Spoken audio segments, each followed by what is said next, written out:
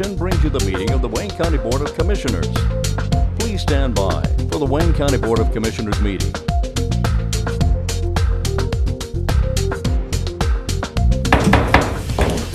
Good morning and welcome. Can I ask everybody to bow their heads this morning, please? Heavenly Father, we come to you today asking for your guidance, wisdom, and support as we begin this meeting. Help us to engage in meaningful discussion, allow us to grow closer as a group, and nurture the bonds of community. Fill us with your grace as we make decisions that might affect the citizens of our county. And continue to remind us that all that we do here today, all that we accomplish is for the pursuit of truth, for the greater glory of you, and for the service of humanity. We ask these things in your name. Amen. Amen. Repeat the pledge of allegiance to the flag.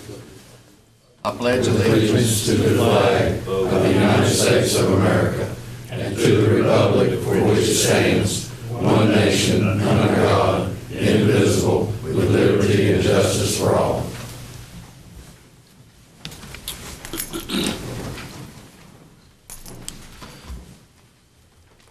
Okay, I hope everybody's had the opportunity to read the minutes. Are there any corrections that need to be made? Is there a motion to approve the minutes? So moved. We have a motion on the floor. Any discussion? Hearing none, all those in favor, please raise your right hand. Thank you.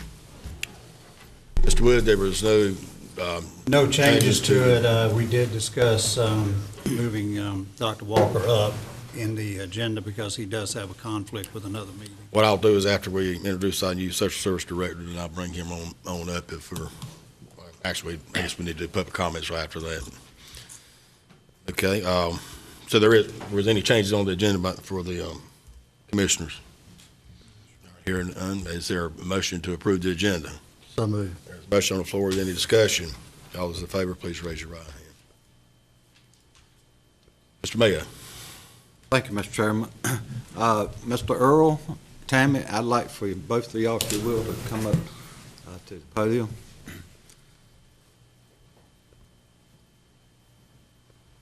I want to, on behalf of the Wayne County Department of Social Services Board and the County of Wayne, I am pleased to introduce Ms. Tammy Schrenker as the Director of the Wayne County Department of Social Services.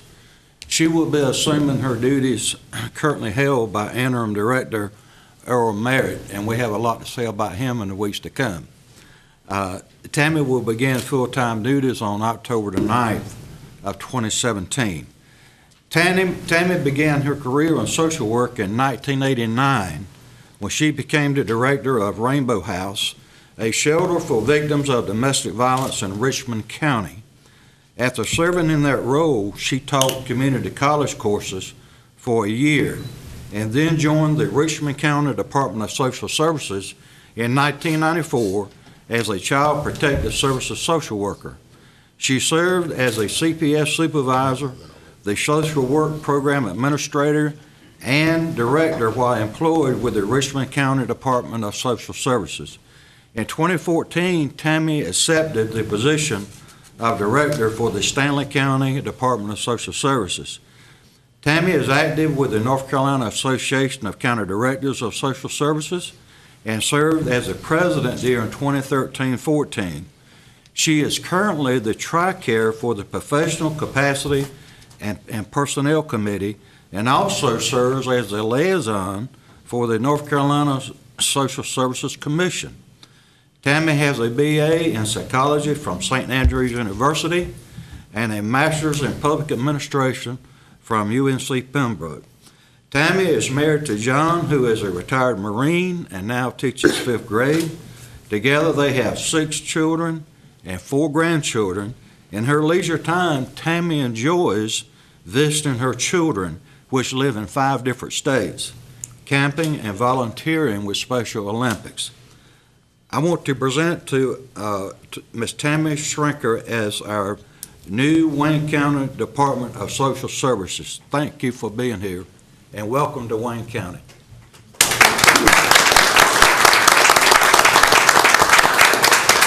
Thank you so much, Mr. Mayo, for that wonderful introduction. And I just want to say I'm honored to serve the citizens of Wayne County, and I'm just looking forward to starting on October 9th. So thank you so much.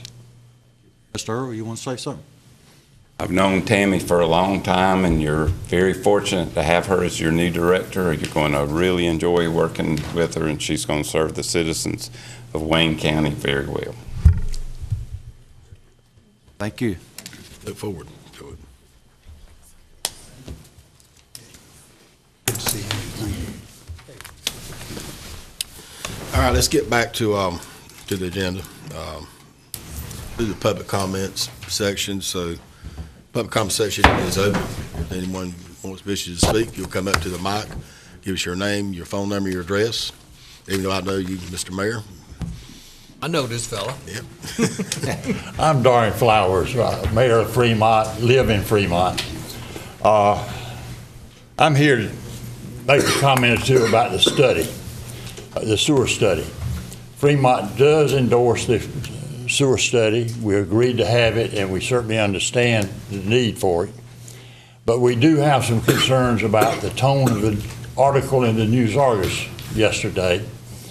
And I'm here just to clarify, on behalf of Fremont, our feelings about the study. We do agree to a feasibility study for the sewer program for all the parties that are involved. That study should be to provide data to each of the parties involved by which they can make better decisions for the immediate future and for the distant future. And I know you have a limited time, so I've cut my comments as short as I know how to cut them. I do appreciate everything all of you do, and the town of Fremont really does appreciate the support you all have given us. Thank you, Mr. Flowers. Didn't know if we've got to turn on the timer. Well under 4 minutes. Is there anyone else? And I know you too, Mr. Lewis, but for the record, if you'll give us your address and phone number. I'm sorry, I can't hear you. Just give us your address and phone number, right? Even though I know who you are. Okay. It's 786 Perkins Road, Pikeville, North Carolina.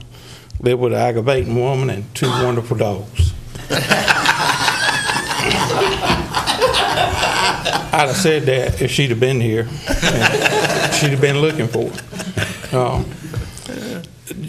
Thanks you for consenting to give me permission to shoot fireworks at Wayne County Fairgrounds on October 21st.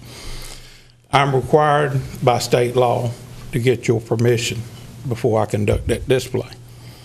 But so is everybody else. That's not happening. And on, let's see, June 7th of last year, I made somebody on this board mad. Now, I don't know who it was, but I did. That's what your former clerk advised me, and said that you would not be considering my requests anymore in the fashion that it was presented. On June 15th, when we were having that conversation, I asked for a copy of your fireworks policy. Having not received it by September the 13th and being requested to do another display, I made my second request for a copy of your fireworks policy. I appeared before this board April of this year. Mr. Chairman, you were not here. Mr. Gurley, I don't know if you remember, but you were presiding in his place. I made my third request. As of this date, I have not received a copy of your policy. And I heard if I'm not mistaken, with my limited hearing, I thought I heard your county manager say that the ordinance requires y'all vote to approve the firing of a display. Now, the time frame is 21 months, 4 days. That's how long I have been waiting for a copy of your fireworks policy. I did read you the letter that was sent to me, and I told you some things that I thought it comes nowhere close to a policy. He referred to it as an ordinance. I don't know what you want to call it. But if I'm in the fireworks business, I need to know what you're requesting. Nobody could answer the question of what other information was that was required in the letter. Your inspection director couldn't, your fire marshal couldn't, your present clerk couldn't. I'm at a loss. You recently approved a fireworks display that my competitor put on that did not meet the 45-day notice. Gentlemen, all I want is a level playing field. I can compete with anybody. Some people I won't because they're my friends. They have a show, I'm not going to bid against them. But create a level playing field for me. Let the rules apply to everybody. And let them be the same for everybody. And this is my 4th request for a copy of your fireworks policy. My wife cooks a mean lasagna once every 2 years. Once every 2 years. 21 months, 4 days. Thank you for your comments, Mr. Lewis. Let's make sure he gets a copy of the ordinance, please. No, you're fine. You're fine. Does anyone else care to speak? Hearing none, public comments is closed. We're going to jump around a little bit because I know Dr. Walker's here and he's got a conflict, so we're going to ask him to come on up. It's actually scheduled for much later. But George, you want to say what's about? Or? Yeah, let me make a few introductory comments here. We've got the memo on page 63. What we've been talking about with the college is trying to do some of the renovations there. And as you know, the bulk of what they're trying to do is finish up the renovations there. The delay has been that it's being done with state bond money, and because of that, they're having to go through the state construction office. What Dr. Walker approached us about was in the community college regulations that they would allow them to do about $500,000 of renovations without going through the state construction office. And we've discussed getting the welding component of the facility renovated and in use by August of 18, which would be the start of their fall semester. Wayne Community College has had the welding component plan separated from the rest of the project, and you have a copy of the layout there in your in your agenda. And they can have specifications and contract documents for us shortly. The architect has estimated that the work, including their fee, will be just under $500,000. So you have the plan, you have their estimates for the cost. So in essence, what we're proposing is that you would be fronting the money for this construction. And originally what we wanted to do was have the county bid that out. Now Dr. Walker got some information, I think, late yesterday, and he's going to share that with you. So there's some question about whether the county can do the work at this point.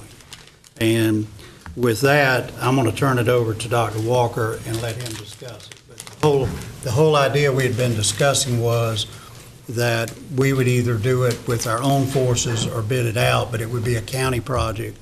And we could lift that portion of the plans out from the state construction office oversight. But there's some question whether we can do that now. So, Dr. Walker. Good morning, Honorable Commissioners, and Chairman Pate, thank you for adjusting the agenda to allow me some time to speak. As you heard the County Manager, Mr. Wood, allude to, what I have proposed, or what the college has proposed, and what the Board of Trustees of the college has proposed, is that we try to pull out what is known as straight construction office, an informal project. I think the change that Mr. Wood alluded to was yesterday. I was under the impression and found out yesterday that the college still has to lead the project, is still the funding source, still remains with the county. And that's the issue, is where the funds come from. And due to the need for us to really move forward, particularly with workforce needs around welding, that made the most sense for us, and it was something that we, in pricing out on design, we could do for less than that. And we knew that there were ongoing discussions about a public service emergency training facility at the county. So I approached Mr. Wood with the consideration of, if we could get the welding part done with resources from the county, the college would ensure that a project of similar scope and size attached to the public safety or emergency training facility project be the recompense for the county on the back end, as provided by the college. But again, the main focus of this for me was trying to meet the workforce needs that we've got around welding. As long as we're relying solely on those state bonds, we're tied to a fairly rigid timeline that doesn't get us into that building until 2019 around welding. And for the needs of this community, and for the needs of our students, and for the needs of the businesses who need those welders, I am rolling out all options to try to get that on the front end of the process. We just had a discussion briefly before the meeting. I think where we're probably at is, I think I would recommend that you table this for 2 weeks to give Dr. Walker time to find out what the rules of the game are. And then the other issue is on the MOU, is whether you want to do it as a contribution to the public safety training or just a cash reimbursing the cash. And I think what I've heard several of y'all say is you would prefer to do it as a reimbursement of the cash. So that's something we can work out. I think the key issue is if it has to be done through the college and state construction is still involved, are we going to save the time? Because I think that's Dr. Walker's intent, is to try to cut a year off of the timeline of getting this welding component in place, which I agree with. But we need to know if we're going to be able to do that or not. And so I think before we would ask you to vote, we probably need to get those questions answered. So I think what I would recommend at this point is let's table it for 2 weeks and let Dr. Walker get those questions answered and get back with us, and then we can move forward from there. Does that work for you? I'm fine with that, Mr. Wood, but I would, if there were commissioners that had questions, I would Mr. Acon first, then Mr. Mayo. Yeah. Mr. Chairman, I make a motion that we table this for 2 weeks until Dr. Walker, Mr. Wood, and Mr. Honeycutt can work the details out and see what would be the best route for the students at Wayne Community College. Okay, we have a motion on the floor. Is there any discussion? Perhaps this is when you want to. Yeah, I just had so each department that we're planning on moving over to the Advanced Manufacturing Center, if we got to go through this for every department. You don't. What about the machining and the other departments? Okay. We're going to have to go through this same? No. Here's where we're at is they've got $1.6 million of the state bond set aside to do this with. And then if they've got some additional funds that is theirs, not the county's, they may put those into it. But they have hired Boomerang, which is the architect on the project. And Boomerang is, first of all, they had to be approved by the state. And that was a big delay because the state construction office is just bottlenecked, basically. I mean, they issued $2 billion of bonds, but they didn't enlarge the office that has to review all these projects. And so it's created a bottleneck in trying to get projects approved. So they had a delay on getting the architect, but they have the architect now. They are designing everything in the building that the college wants. If you wait and do it their way through the state construction office, as you heard Dr. Walker say, the problem is it's going to take another 2 years, basically, to get everything finished. He's talking about August of 19, so it's roughly 2 years. All the other components would be done at that point. What we're trying to do here is simply lift out the welding component and speed that up by 1 year. That's the intent of doing this. But the rest of the departments won't have to go through this. They're part of that overall plan. So do we have a new timeline that we are thinking that this project will be complete? We think we can do the welding component and be through in July to August, and he'll be able to, of 18. So you would cut a year off, is what we're saying. And he'll be able to get in and conduct the classes a year earlier. Yeah, but what about all the other departments? Well, you can't, because this provision limits you to less than $500,000. So we could only do this much. And so what the college looked at is what's the most necessary thing we need, and they opted for doing the welding component because we have such a backlog of industries are wanting more welding. And if you remember, I think we are doubling the number of welding stations. We are, Mr. Wood, and Mr. Mayor, I want to be totally transparent. We've got some very robust grant support for the welding program that has a timeline attached to it. So that was also part of the rationale. But welding is also the number one need we're hearing from our local businesses. So there were a couple of things driving the decision to try to make welding the prominent. I understand all the issues we've run across. My concern has been is that a couple of years ago when we started this, we were the first in this area to look at an advanced manufacturing center. But since the red tape that's come along, and I understand it's not anything that we were doing here in the county, it's a combination of things. Our neighboring county, especially Lenore County, is already jumping ahead of us on their advanced manufacturing center. So, that's what's bothering me. We were going to be on the cutting edge of having an advanced manufacturing center, but because of what we're having to go through. So it is frustrating to us and the other commissioners sitting on the board, but it is what it is, and we just have to do the best we can. Thank you. Mr. Ballard,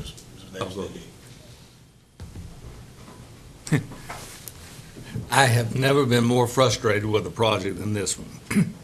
It's just been unbelievable. I believe we started this project 4 years ago. Well, you're probably Commissioner right. Bayo. Yeah. I think the discussion was started around 2013. You're correct. Well, yep. Well, at any rate, I almost think that it may be wise for us to get the facilities committee of this board and the facilities committee of your board and bring in the city.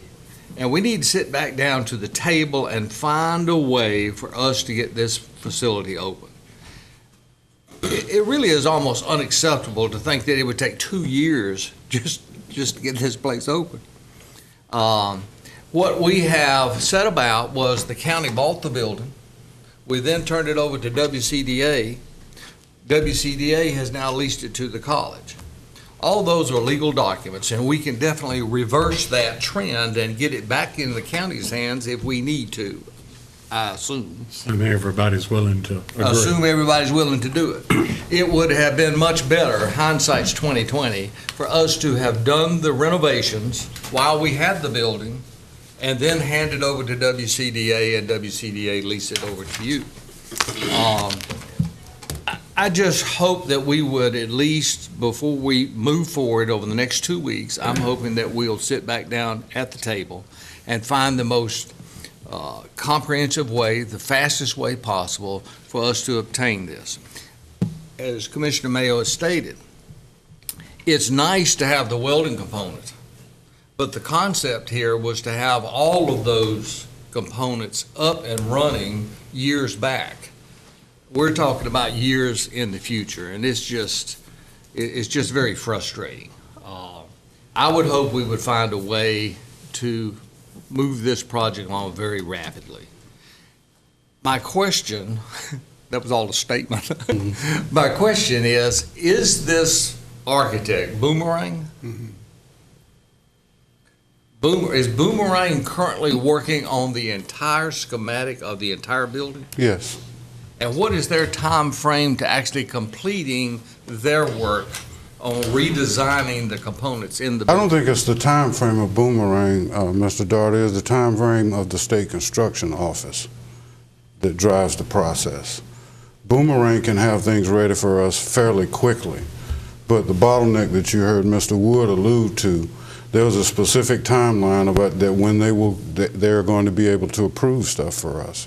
So the current timeline to get in that building is on state bond money is July 2019.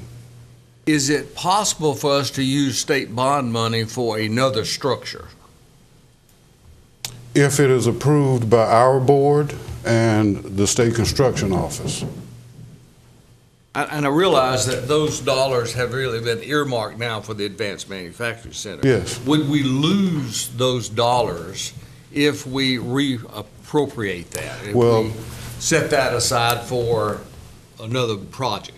let me say, on the surface, no, but I would rather research that and make sure that I'm giving you accurate information. Because we certainly do not want to lose the money, but at the same time. Joe, are you suggesting that the county would pay the 1.6 and then use their money, the bond money, for another No, the project structure, there? yes. I mean, that may be a possibility. I think this board is ready to move it forward.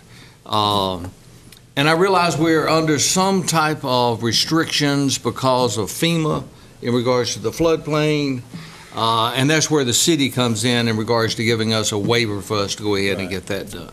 But I would hope that we would, hopefully the chairman can put together a committee that we can find a way to move this project around I think the word we used to use was expeditiously.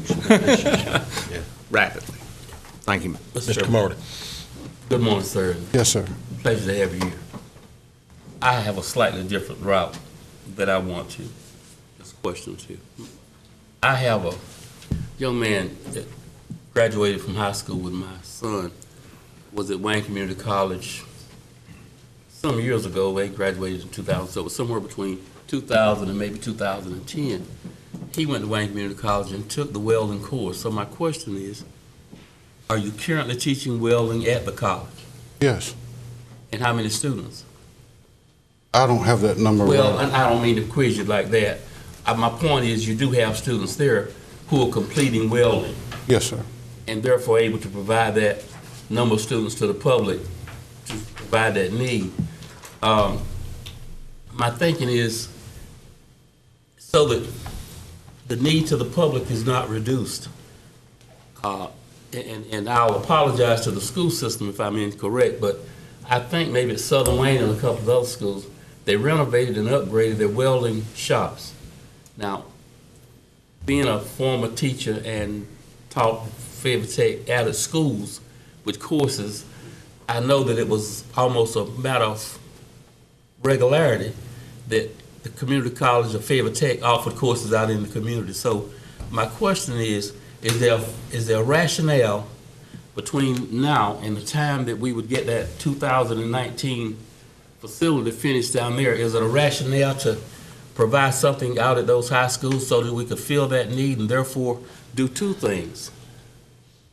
We would satisfy the business and industry's need for welders, because I hear you saying that the community college are currently training welders. We would just be shifting the spot where we're doing it at. My colleagues sort of suggested you might use that 1.6 million to do something else with. I don't know what they have in mind, but my thought is the immediate need of the students and of the public businesses that need them. And so my idea is that we cut the mustard and go to a way to provide this opportunity. And yes, that great plan that Mr. Mayo and those talk about with the manufacturing and all the other things, I don't disagree with that at all. But that's down the road someplace. So I would just want the community college to consider a slightly different route in the interim. Well, I appreciate that, sir, but that's also something I can't speak to without Dr. Dunsmore here. I understand that. And he and I have had those conversations. Now, let me say this in complete candor. I have seen the renovated area out at the high school, and I know what we have on our campus, and I would invite you to take a look at both, and if you think they're comparable, I would In other words, you're suggest. saying they're inferior to what you have. I don't think anybody matches our welding facilities as we currently have them, and I don't just say that about our public school. I say that about most community colleges in eastern North Carolina. Well, in respect to that thought, you know, there are level 1 welders and there are level 2 welders, and I understand, I was talking about a starting point that we would not lose this time. But if you feel like that you would not accomplish that, what you want to ultimately accomplish, I will withdraw that thought. Well, I would say, what I would also say, but again, I wasn't here at the beginning of these discussions, but one of the things that I saw many times in print was to build the capacity by having more welding stations was a big part of that. And that was those grant resources I made mention to. We've got substantial grant resources that would double the number of units, of welding units with the appropriate hoods and technology to go with them. So there was a substantive increase. So saying that we could deliver what we plan to do at the Dixie Trail project at our current location is probably not accurate, just because we don't have the machines to scale up. We are limited by space right now. You know, my idea would have been, and I'm right there with you, I actually think long term what needs to be happening is we need to be planning with the school district, and this is true of all of North Carolina, and talk about who's going to do applied technologies and who's going to do the other training. Because what counties are wrestling with are multiple requests from both their community college and their school system about programs that require heavy cost on the front to get started up. There is a lot to be discussed between the community college and what the community college offer and what the public schools offer. Yes, sir. And that's for a longer debate than what we could have here this morning. Yes, sir. I appreciate that. I appreciate your question, sir. You got a follow-up? Yes, I just want to make it clear that the programs that's involved in this project on Dixie Trail, there's no interruption in those programs. They're going on just like they always have. All this project is going to do is going to enhance and increase the size of these programs. But these programs are operating at the college just like they always have, and they're going to until this project is finished. So I don't want people to think that, you know, there's going to be a lapse in time of us training people. What we're just trying to do is to get a bigger and better facility to train more students. But far as the programs, they're going on just like they always have. There's no interruption in these programs, any of them, not only the welding, but all the other programs. Is that not correct, Dr. Walker? That's correct, Commissioner. Okay, thank you. Well, I have one small question that's related to what Mr. Acock just said. Is there currently a manufacturing component? Yeah. Out there? Yeah, it's been there for years. So, okay, thank you. Do you have a follow-up? I'm sorry? Do you have a follow-up question? I just want to make a comment that what we're experiencing is what we call growth, especially when the economy gets better, which it has. Look at all your trades. You can't find a HVAC people or out there. If you go find someone to do electrical work, you're going to be lucky to get somebody in 3, 4, 5 weeks. And if you want to build something, you're lucky to get somebody in 5 or 6 months. We need, the purpose of the Advanced Manufacturing Center, the way I see it, is to train for the future. Mr. Acock's correct. We are training people at our current facility at Wayne Community College. We have all these in place. And we have been meeting the demand up until a year or so ago when we had some ministers to move into Wayne County. One in particular came to the community college and said, I need 100 welders tomorrow. Well, you know, industry is always impatient, and I'm part of that. But bottom line is that this is a future investment for the anticipated, and it will happen, industry growth in Wayne County and other counties. So I think that's what we're up against. We need to get training more than what we are. Yes, sir. Thank you, We'll work through this over the next couple of weeks and see what we can come up with. But I think y'all see Dr. Walker's intent is to try to shave a year off of this component and get it in here as quickly as we can. And for that, I think they need to be commended. But we'll see what we can work through with the rules that we have on the state construction. Okay, we've got a motion on the floor to table this for 2 weeks. Is that correct? Yes, sir. Okay. Is there any more discussion on that? All right, all those in favor, please raise your right hand. Thank you, Dr. Walker. I appreciate your time, Dr. Colonel. Walker. Okay, let's jump back and get on our regularly scheduled agenda. And I think you're up with the appointment committee. Appointments Committee met this morning. We'd like to recommend the reappointment of Bob Walker and Jim Parker to the Wayne Health Corp Board of Directors. I put this in form of a motion. We have a motion on the floor. Is there any discussion? All those in favor, please raise your right hand. Thank you. Motion passes. We'd like to recommend the appointment of Freeman Hardison to the Wayne Health Corp Board of Directors. I put this in form of a motion. Have a motion on the floor. Any discussion? Go ahead and vote, didn't you? I did. All right. All those in favor, please raise your right hand. Jumping ahead of it. Nah, no, you were already ready. You always are. Anyway, let's get into unfinished business and talk about the retail pricing for the Rick Favors campaign at the Maxwell Center. Okay. If you turn to page 8 in your packet, we have a recommendation for you. We've had a committee reviewing this. We've had some discussion with y'all as well on it. Basically, what we're recommending is that for the capital campaign we're going to do for this, which, by the way, Carol Bowden has agreed to head up for us. What we're recommending is we have two style of brick. One is a 4x8, 4 inches by 8 inches. That would be $125. The 8x8 pavers without a logo we would recommend $250.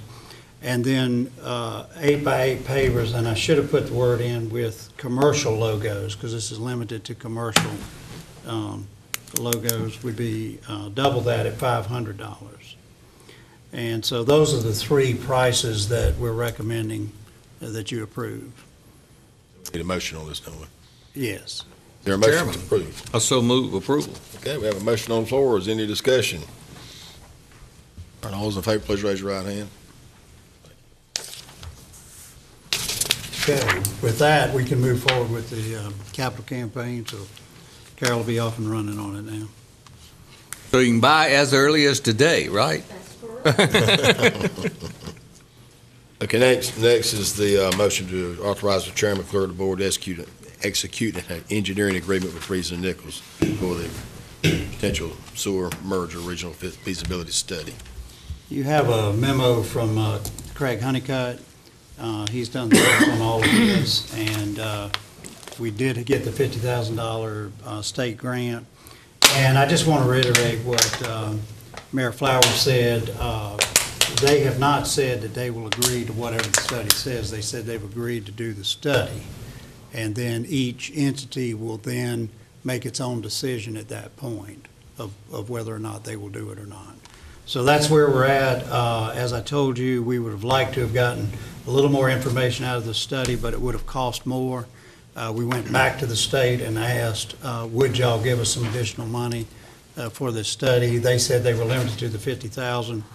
So I thought Craig did a very good job of trying to get a little bit more of some of the information we wanted. One of the keys we felt was to have a 10-year capital improvements plan on these, because that really is going to be, I think, one of the key issues is whether or not each entity can afford to properly handle replacement equipment in a timely manner, and that would be the 10-year capital improvements program.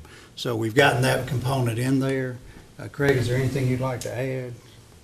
No, sir, and I guess just to reiterate, as George said, that this is voluntary, this is sharing of information, this is compiling of information. There's nothing mandatory on any entity to do anything once they have the information. Right. Okay. Excuse me, in Mr. Honeycutt's notes, it specifies Fremont, Urick, and Goldsboro. I'm assuming that you've had conversation with Goldsboro because, for a better choice of words, all this flows down to Goldsboro. They've been involved all the way, Okay. and they were also involved, all three were invited to participate in the interviews, and they did. Okay. So they're aware of it. Craig has kept them fully informed of what we're doing. We even ran the scope of work by them before we advertised it, to make sure everybody was comfortable with what we were trying to do. Okay, all right. And that was a commitment we had made to them on the front end, we would do that. We also ran that by the LGC since they were funding it. I wanted to make sure they were comfortable with what we were trying to do on the study. Mayor. Mr. Chairman, I make a motion that we execute the engineering agreement with Freeze and Nichols for the Wayne County Sewer Merger Regional Feasibility Study and appropriate budget amendments. We have a motion on the floor. Is there any additional discussion? All right, all those in favor, please raise your right hand. Okay, now discussion on state planning for buyouts and elevations related to Hurricane Matthew. Mr. Chairman, I'll handle that. Okay. The reason that I added this to the agenda, I'm getting concerned about, I think we've seen recently that FEMA has frozen funds temporarily now until they get a handle on everything. We all know that we've had the two large hurricanes hit both Texas and now Florida. And of course, our needs are a year old. The hurricane was October 8th of last year, so we're coming on 1 year. And as I've reported to y'all before, the state of North Carolina is about $200 million short from FEMA of having the money necessary to do all of the statewide buyouts. Now, the concern that we have is, are we going to be able to get that money from FEMA going forward because of these other two deadly hurricanes, which the federal government is now dealing with? And as y'all know, the fund right now is basically out of money. So what I would like to propose is that we have a committee appointed by the chair to meet with Representative Bell and Senator Pate just to discuss where do we go from here. I'd like to get their thoughts on it about where do we go from here. What is the prospect of getting the money from FEMA? Do we need to look to the state or whatever? I mean, but I'd like for us to have that discussion with them. Okay. I think that's appropriate. I really do. Any discussion? Probably a question. Is it my understanding they have frozen funds, but temporarily, but there's no funds there? Well, that's why they froze. So that's why they're frozen. Well, I didn't mean to be cute. What they've done is they've approved certain things, and so we were waiting on the money to be, and so basically what they've done is they've frozen it until Congress can make an appropriation further for FEMA. And of course, as you've all read the paper too. I think the president asked for $8 billion or something like that. But that's primarily for Texas and Florida. What I'm concerned about is, we haven't taken care of the storm that was a year ago, and that's us. So the $8-9 billion that they just approved is basically for Florida and Texas. Just Texas. Just for Texas. Yeah, because you're right, because that predated the storm in Florida. So we're basically we just need some clarity on what are they going to do for North Carolina. Is the money going to be forthcoming from FEMA and the federal government, and if so, how quickly? Because they really are putting our people in North Carolina in a catch-22. You heard the gentleman 2 weeks ago, I thought was a perfect example of the problems that we have is our folks don't know what to do because they don't know if they're going to get the buyout or not. And how much longer does this keep going on? So I just think we need to have this discussion and, be realistic about, get some answers from our congressional leadership through our state legislative delegation about where are we going from here and what does that ultimately mean for citizens in each of these counties as to the timing of these buyouts. How much longer is it going to take? And I think the way to start that is to start with our state delegation. And obviously they're in contact with the congressional people, and we may broaden the discussion maybe to have them in it too. But we need to get some answers for our citizens about what are we going to do? Are we going to have, where do we get the $200 million that North Carolina needs to do these buyouts? And if we don't get it, we're just prolonging the problem, because if you don't buy these properties out, they're going to flood again. I mean, we've proven that. 17 years ago, we had Floyd. Some of these folks didn't apply for the buyout or didn't take the buyout or whatever, and now here we go again, we've got flooding again. The long-term solution is the state and federal government need to provide the money to buy them out, and let's get them out of the flood area. And so that's all I'm saying, is we need to have that discussion about where are we going on this. Well, I think you hit the nail on the head, and Joe Gurley just mentioned to me, says we need to take a rouser at that meeting too. Yeah. So that way we won't have to have multiple meetings. Right.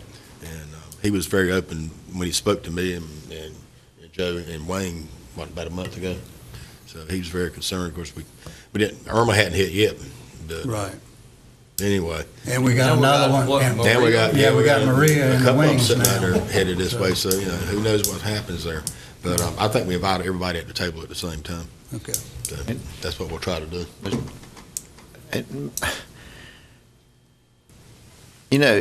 Charity begins at home. I'm quite sure our senators are not watching this morning on Channel 10, but it's a no-brainer. How many trillions of dollars do we hand this country hand out every year in foreign aid? We need to look after our own first. I got nothing against foreign aid, but right now, our people in Texas, in Florida, and let's don't forget Puerto Rico. Puerto Rico is just as important to us as Texas and Florida is. But it's millions and millions of dollars and trillions of dollars that we give to foreign aid. It's time to start helping our own people at home. And I think we need to relay that on to our officials in Raleigh and in Washington. Thank you. Yeah. We'll put that together. Okay. Let's move on. We talked at length about the consent agenda earlier this morning. Does anybody want to discuss any more of that at this time? If not, I'll entertain a motion to. So moved. Got a motion on the floor to approve the consent agenda. Is there any more discussion? Okay, all those in favor, please raise your right hand. Thank you. And I believe we're at the new business for the annual Law Enforcement Appreciation Dinner, information by Mr. George Williams. If you come on up, Mr. Williams. Thank you, Chairman Pate, and all the rest of you county commissioners, and Mr. Wood. Last year I came before you to tell you we were going to have a law enforcement dinner, and we did. We had approximately 135 law enforcement people from all over the county, highway patrol, security police at the hospital, at the colleges. We had a wonderful time. We got through. We had enough money to pay all the bills and money left over. So we, committee, chose to give away $800, $200 to Crime Stoppers and $200 to Cures for Colors, $200 to 4 different organizations, and we enjoyed it. We had a wonderful time, and you folks provided the building for us to have it all. I told you last year we were going to make it an annual event. Well, we have. We're going to have it again. I want you to make note, because I'd love to see every last one of you there on November the 9th. And this year the city is providing the facilities at the event center, and it'll be from 4:30 until 7 o'clock. We don't need any money. 2 weeks ago, I got a call from a businessman in this town, and he said, "Mr. George, I know you have cancer,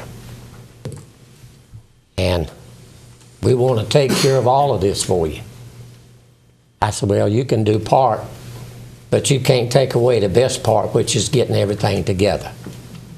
So they are providing all the money this year for everything we do. Whatever the cost is, doesn't make any difference. So we don't have any cost this year. Mickey's Pastry Shop furnished last year pies and for every law enforcement officer that came to the dinner, free of charge. They said they'd do it again this year and every year from now on. Well, right now my cancer's in remission. I don't have to go back for treatments until I'm going to do another CAT scan in December, but as long as I live, I'll be here every year to talk to you about this dinner. We've been fortunate in Wayne County. We've not lost a law enforcement officer. Other towns in the state of North Carolina and the United States can't say that. I know you love and appreciate the job they do. I do. I served on a rescue squad for 15 years. Had it not been for the police officers and the deputy sheriffs, I might not have been here today. That's when it was volunteers. So I encourage you. I'm going to talk to the city chief, and Larry, his wife serving on the committee with me, the sheriff is. We're going to have another good time. Last year we gave away approximately 60 door prizes that was given to us. And before I leave, I want to share one thing with you. I told Larry that when we had it, we drawed names for door prizes. If a deputy sheriff won anything, I was going to give it to him and let him pick it up at the sheriff's office. If the city police officers won anything, I'd give it to Chief Chris, and he could provide giving it to all of it. But the ones were won that was security police at the hospital and the colleges and all, if they weren't there, I carried it to them. I carried one to a person in this county that was at the dinner, a security officer. And when I carried it to her supervisor told me he'd get her for me. He did. And this young lady had won an oil change from Deacon Jones. And she told me, when I told her what I had to give to her, tears came in her eyes. She said, Mr. George, this is wonderful. She said, I'm going on vacation next week to see my parents, and I didn't have enough money to pay for the oil change. I said, well, you got one free now. And I tell you what else I want to do. If you'll tell me how much it costs to fill your car up with gas, we'll take care of that too. So it was an experience that I won't ever forget. This is something wonderful in our county. I don't know of any other county that's doing this, and I don't boast about it. But as long as I'm living, I'll be back here next year. And I'm planning on wanting to use the Wayne Center again next year, just like we did last year. But this year we're going to use the event center. But I'd love to encourage all of you to come and eat. If you can't stay and eat, just come by and pick you up a plate of food, barbecue, chicken, and the whole works, including the pies. Any of you got any comments or anything you'd like to say? Mr. Bates. Yes, sir. I've got one. Okay, Brother Wayne.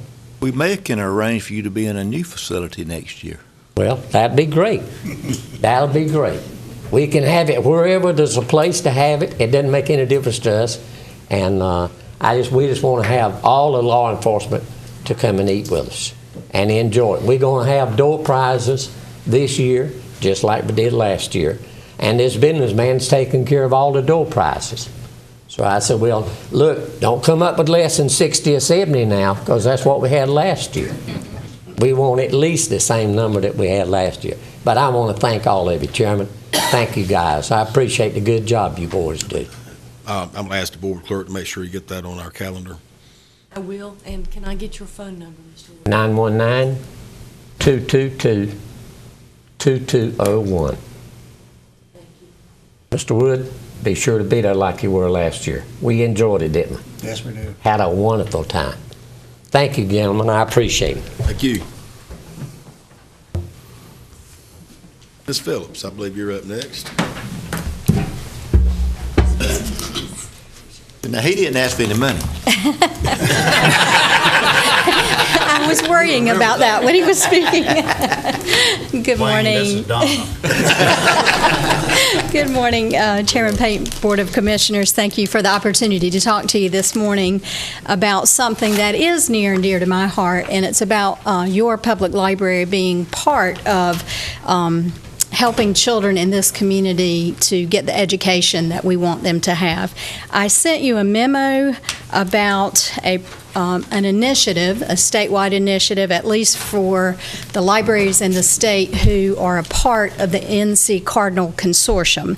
And it's called the Student Access Project.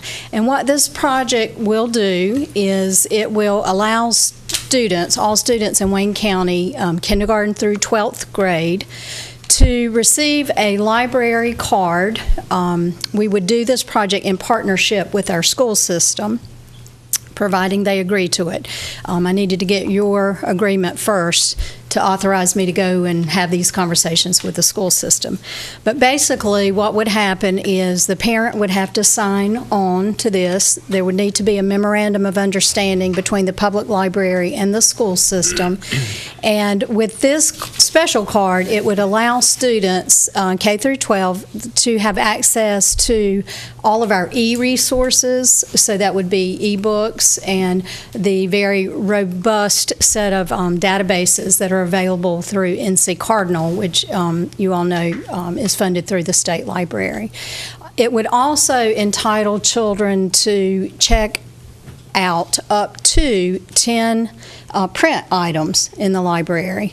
The catch is that if those books are turned in late, they would not be required to pay the late fee, the 25-cent late fee. So that is something that I felt like I needed your approval to. This project was piloted in Davidson, Davie, Iredell counties, and then Farmville over in Pitt County last year. And so I called all of those library directors and had an opportunity to speak to them about it. With the exception of Iredell County, I was unable to reach him.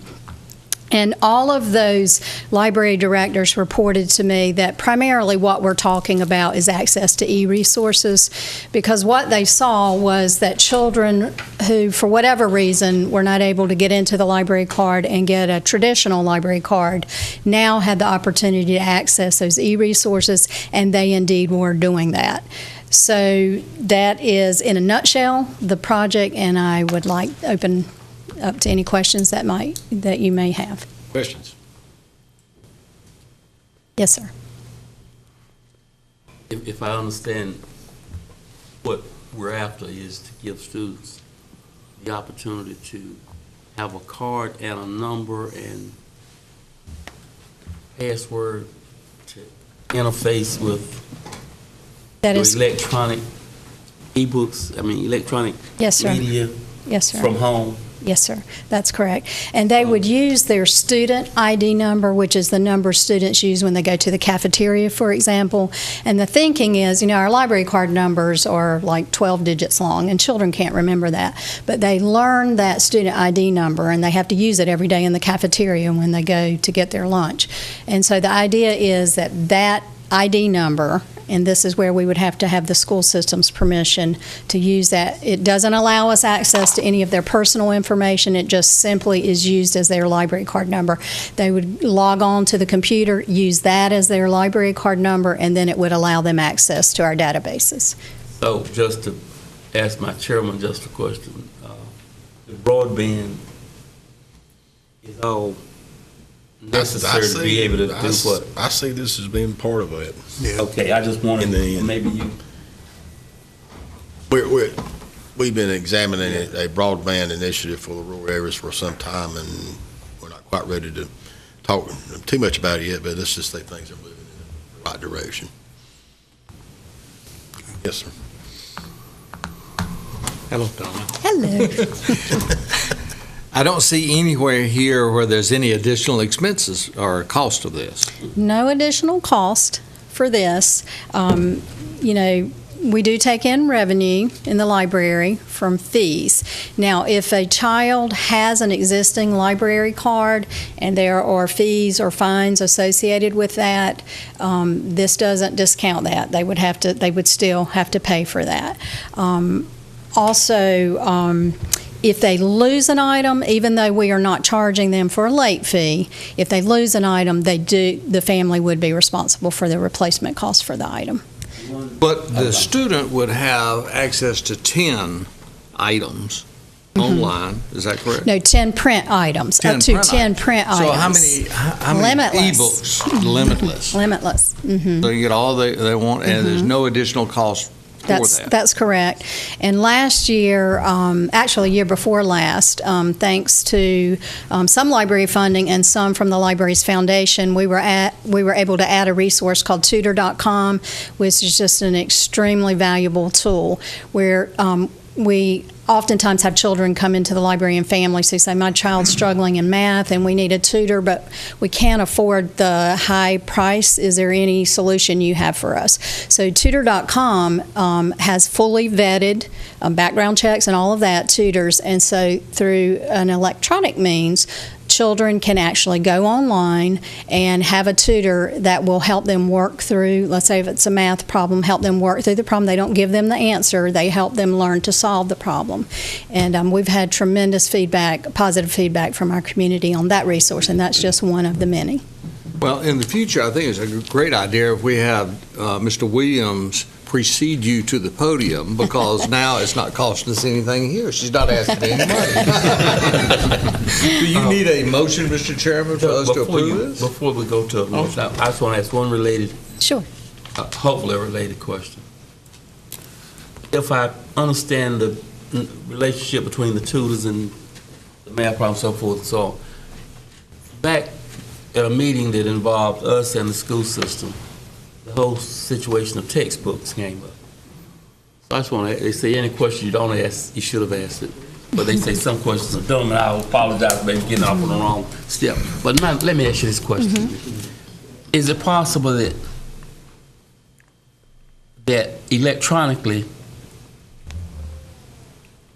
our a social studies textbook could be on as an ebook, and those children you're talking about out in the world could access that Through the public library? through the public library?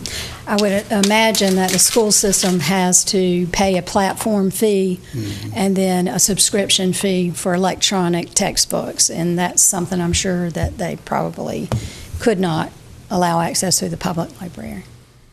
I was trying to get to that place where my colleague here was going to invest those dollars in electronic generated reading versus the hard book itself. I was, until they came up with $5 million price tag. And I was trying to see if there was a way to circumvent that $5 million, to get around that not use the word, but to get around that $5 million through what? Who knows what will happen in the future, Mr. Cromartie, but as it stands today, I don't see that. You don't think so? They would charge her the same amount. You're back to the same problem. It's going back to the same dollar. It's the money. I guess I should. That's why I prefaced what I said. The question I asked might be. We didn't really need a motion on this, do we? I think we should. I think the reason that she wanted to do it, we talked about it, is because you may be giving up some fee revenue, these fines. We don't think it'll be a lot, but we feel like you ought to do that. All right, I guess we need a motion to allow Ms. Phillips to move forward with what she's planning on doing. Is there a motion on the floor? Got a motion on the floor? Any more discussion? All those in favor, please raise your right hand. Thank you, Ms. Phillips. Thank you very much. Come see us again. Thank you. After Mr. Williams gets here. Okay, moving on for the resolution to authorize the county manager to apply for hazard mitigation grant funding, sort of about what we were talking about just a few minutes ago. So. Right, this is for the 88 homes. Chip, you want to go over this? In our application package, we have some documents that the manager has to sign. One of those is a resolution that the board has to adopt and sign off on. So it is for the hazard mitigation buyout program. It's $8,994,653. This project will make funds available for up to 88 homes that were damaged as a result of Hurricane Matthew. If the people agree to sell the homes and we purchase them, home sites will be cleared of any of the structures, and they will be maintained as permanent open space. So we have a resolution attached that would need some action on today. Mr. Chairman.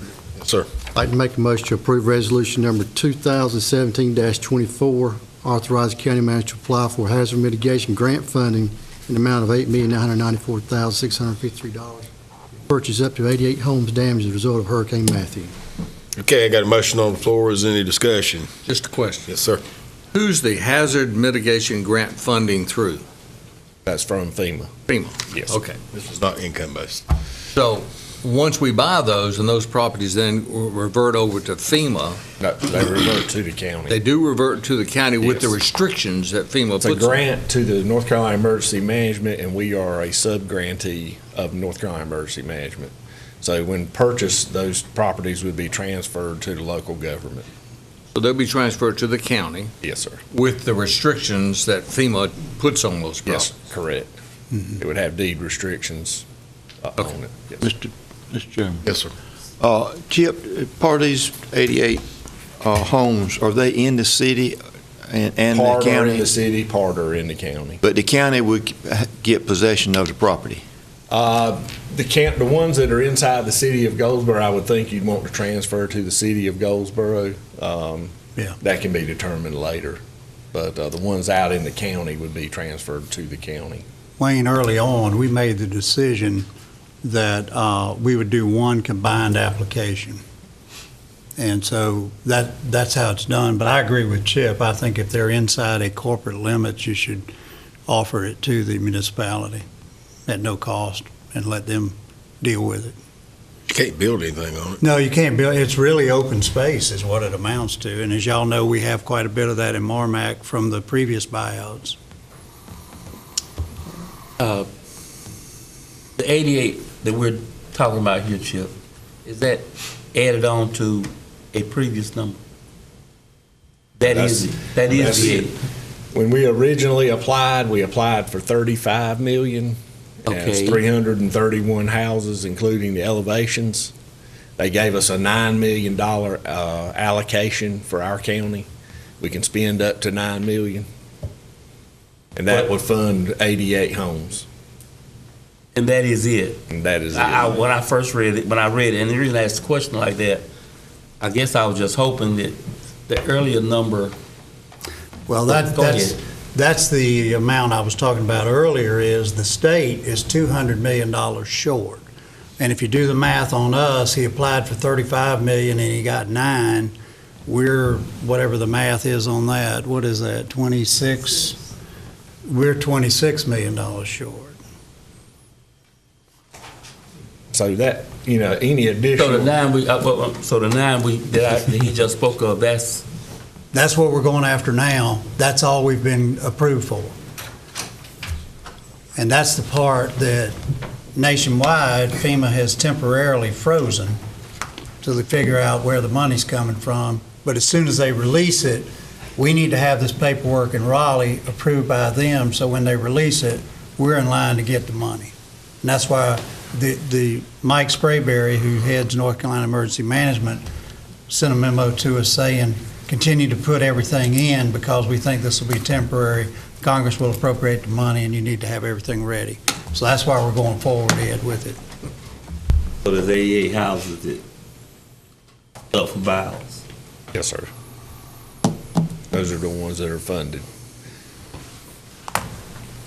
Okay, we got a motion on the floor to approve the motion. Any additional discussion?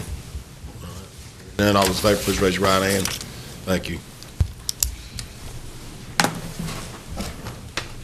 Motion to, next is about the additional operation policy was the Maxwell Center.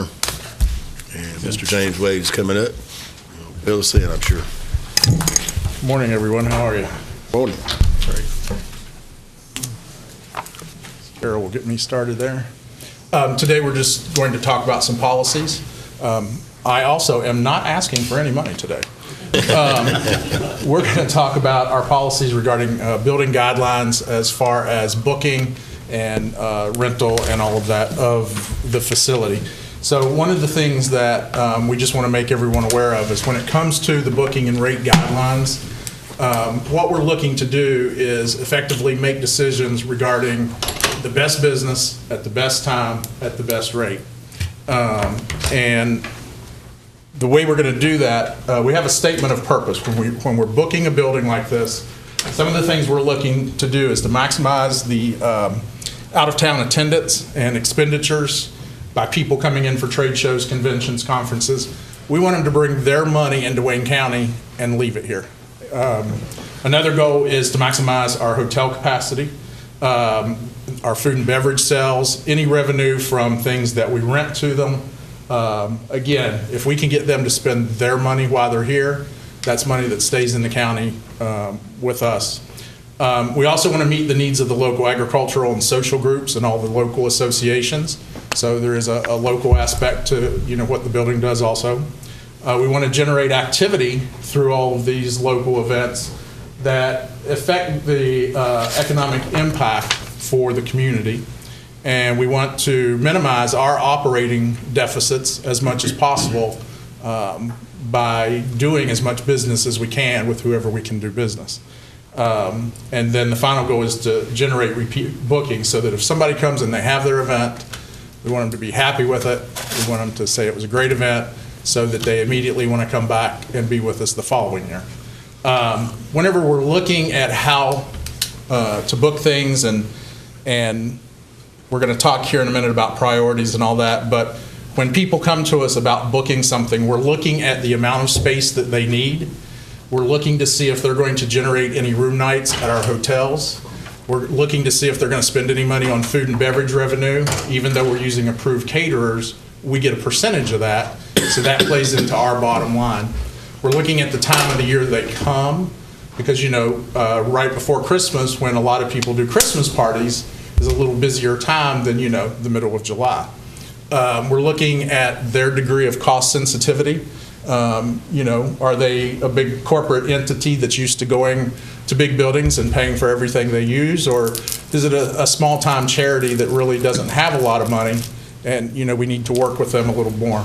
We're looking for the revenue generation that's going to come out of the event as a whole, and the potential for the repeat or the referral business, and the prestige factor. There are a few events here and there that we would prefer to have because of what the event brings. So if there's going to be, a state debate between, potential governors or something like that, certain events you want to work really hard to get because you would just like to have those here in our city and in our building. And then attendance for an event, is this an event that's just going to affect a couple dozen people, or is this an event that's going to affect a couple thousand people? The lead time of the booking, if you call me 3 years out, you're going to pay more for the building than if you call me 3 months out, because I have more potential 3 years out than I do 3 months out. And then we're going to look at the historical data from an event that's been there. Once we get a history behind us of a few years, we'll go back and look at events, see how they did, and that also determines how we book them and all that good stuff. We use classifications for everything that we book. And so basically we have agriculture, we have banquets, we have consumer and public shows, which would be like a boat show, home show. We have conventions and conferences. We have trade shows and exhibition shows, then meetings. And then we have what's called self-promoted shows, and we'll get into this a little bit later in a few months, but that's when we decide to produce a show ourselves. It's our show, the building owns it, we do it, all the money we make belongs to us. An example of that would be maybe like a bridal show, or a food and wine dinner, or something like that, where we're doing it so that the public has something to attend, the building has events going on, and the bottom line is we're making money. And then we have special events. Those would be like high school graduations, if we had some kind of small concert, comedian come in, something like that. And then sporting events. Our sporting events are a little bit limited for this, but we could have something such as a taekwondo competition, wrestling competition, something like that. I mentioned priorities. When we look at the booking priorities, we take everything that I just listed into account, and we sort of rank things. Now, the priorities are not what's most important. I want to stress that.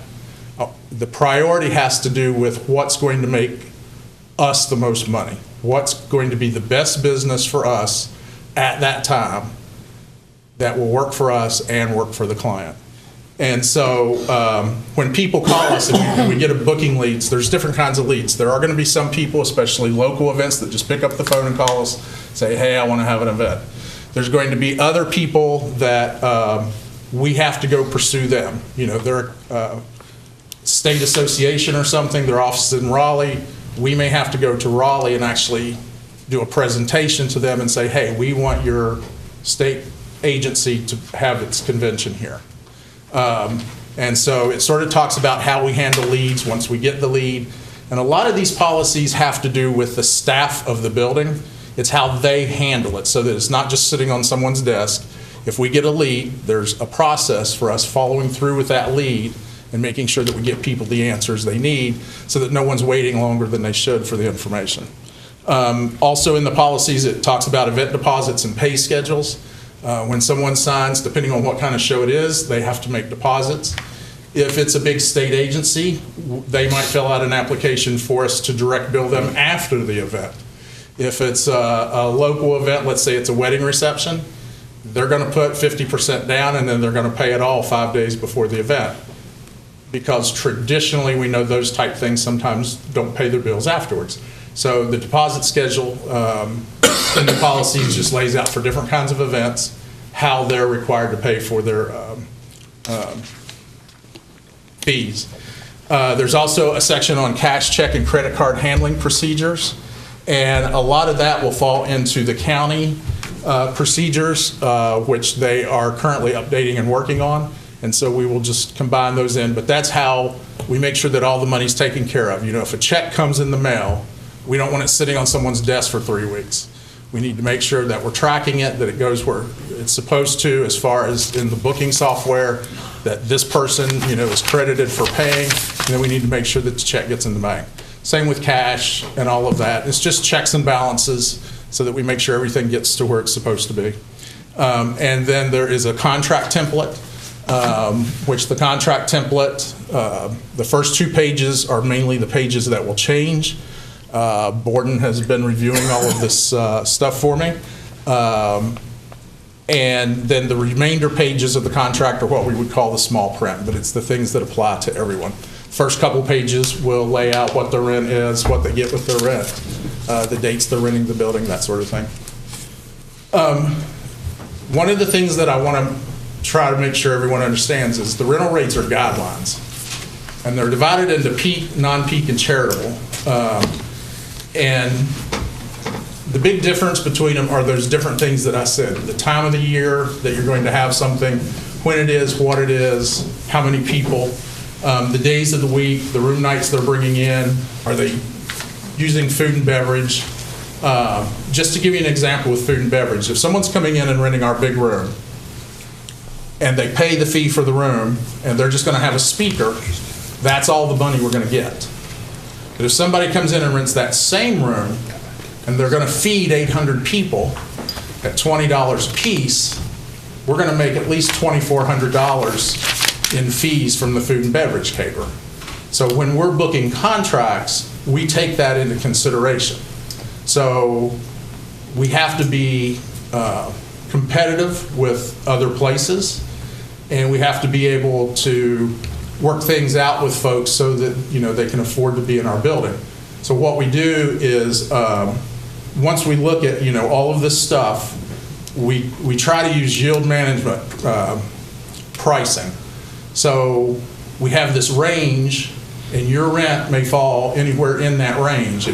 It's not just a black and white price. Like I noticed a couple of the smaller local rooms here, they have a price and it's $100 an hour, period. Doesn't matter how long you use it, who you are, how you use it, it's $100 an hour. We don't do pricing that way because we look at everything. What money do we have coming in from food and beverage? What money do we have coming in from event, other rentals such as audiovisual, projectors, that sort of thing. So we sort of look at it as a whole package. We also look at it as, you know, is this something that's just going to bring 12 people into our building, or is this a public event that's going to bring 3,000 over the course of 3 days? So we take all of that into consideration with our pricing. So that's why there's sort of a range, and people can fall anywhere in that range. Now, to come up with that range, we did some research into what everyone around us charges. The local rooms here, where you can go to a hotel and get a room, or you can go to, because they have some meeting rooms, or even the Goldsboro Event Center, all those places, most of them have static pricing. Here's what it costs for the room, and this is it. But they also don't do as much of a variety of things as what we hope to do. And when we're looking at this, I would rather, during peak times, and peak times include times like the month of October, the month of December, the month of March, June with weddings, there are certain times of the year that in this business are just much busier. So just like a hotel, if you ever go to a hotel and you look at the back of the door, it shows what the rate is. And it's going to be a rate like $240, $340, but you paid $89 that night. That's because you're not there during peak time. If you're in Louisville, Kentucky, the weekend of the Kentucky Derby, you're going to pay the highest price that's listed on that door, because that's a peak time for them. So we sort of do in this business the same thing with buildings. We look at peak days and non-peak days. Fridays and Saturdays are more of a peak day than a Monday night. So if you want to have a banquet on a Monday night, you're going to pay me less in rent than if you want to have a banquet on a Saturday night in October. We're looking to start our bookings in October, if you guys are good with all of this. In your packet, I think you hit the price list and everything. And so if anyone out there has an event, we wanted to take it to the max starting in October. Do you have any questions? Questions? Go ahead. All right. When I look at your off-peak pricing, how does that compare with Greenville and Newbern? Greenville doesn't list their prices, and so I couldn't get theirs. Because whenever you call them and they ask you what kind of event you have, and you say, well, I'm opening a new building that's going to be your competition. And so they don't necessarily want to give you pricing. But Newbern's is public. They have theirs actually published. And so what I did is, we have a couple challenges here at the beginning. One, normally buildings you start to book buildings a year to a year and a half out before the building opens. So we're sort of running behind there. So the first year, we're going to have to make more concessions to get business in there. The second thing is we don't, as of yet, have a hotel beside the building. And when we went recently, several of us with the Travel and Tourism went down to New Orleans and talked with a ton of different associations, corporations, people who do events all over. And that was one of the things that almost all of them ask us is, when will you have your hotel? And I know the city's working very hard to get that, but right now we don't have it. So we'll have to take that into consideration also. But what I did is, as far as Newbern, because we sort of look at Newbern as our main competitor, they're similar in size, they're similar in area as far as if a state or a regional thing is happening. Us or Newbern, it's about the same travel distance for everyone. So what I did to be a little bit competitive is all of our rates, we get the rates by doing a square footage price, and all of our square footage rates are 2 to 3 cents less than Newbern. So we fall a little bit under theirs, and yet we're a slightly bigger building. So basically people can rent our entire building for not much more than they can rent them. But their main room is 12,000 square feet, where ours is 14,500. And if I'm understanding you correctly, you've got some flexibility on pricing, on all of this pricing, based upon what the total package is going to be. Right. We don't just look at, you're renting a room, so this is what it costs. We look at, are you doing food and beverage? Are you going to have an open bar? Even like a wedding reception. If a wedding reception comes in and they're just having hors d'oeuvres, compared to another wedding reception that's coming in that's doing hors d'oeuvres first and then a full sit-down meal and an open bar and dancing for 4 hours with a band, we look at all the money that we make from something and go from there. Same with a corporation. If there's a local corporation that comes to me and says, hey, we have a training every month and we'd like to book a room, So we're going to do 12 bookings with you. Well, I'm going to discount them a little bit because they're signing a contract to do 12 different dates as opposed to someone who's just coming to do one meeting one day. So if I'm understanding you, as far as the front lobby, it says you cannot be rented individually. Right. Some of the places in the building are considered shared spaces. So, and all of you have been in the building, so there's the main lobby there. Once you get in the lobby, there's the hallway in the front, which we're calling the front concourse. And then there's the hallway between the meeting rooms and the big room that goes front to back, and so that's the side concourse. Those are shared areas. If I have 2 or 3 different groups in 2 or 3 different rooms, they're all using those shared areas. So I can't rent you just the front lobby, because if I have somebody in the meeting rooms, they're going to cut through your event. So unless you're renting a majority of the building, I won't rent you that particular space. Now, what I will do, if you say, oh, we just have to have it in the front lobby, what we'll do is we will book you into one of the rooms, and then a couple weeks before the event, if no one else has booked, and so no one will be cutting through the front lobby, I'll let you move your event to the front lobby. But I have to make sure I have space for you. I can't. Does that make sense? Kinda. If I have an event and I'm booking 2 of the Hall 1, A1 and A2, and I want to have refreshments served in the lobby. Yeah. Then I would go ahead and rent you the front concourse, because the front concourse, the only rooms that you get to from it are A1 and A2. Right. Okay. So you've done this before, I think. A couple times. A couple times. You only rent a lobby once in your career, and you find out, oh, wow, I have other events, and they're complaining because everyone's walking through and picking up their food. You can see why we waited to do the policies till we had the professional on board. Well, in looking at it, I mean, you can really tell. There's a lot to it. You've definitely done this before. Yeah. And all buildings are slightly different. I mean, policies for different buildings are slightly different. But what I did is I tried to make this work for this building. And like part of the policies there's some things that are totally, I mean, the public will never see, the public will never have anything to do with it, because some of the things are literally how the staff handles things.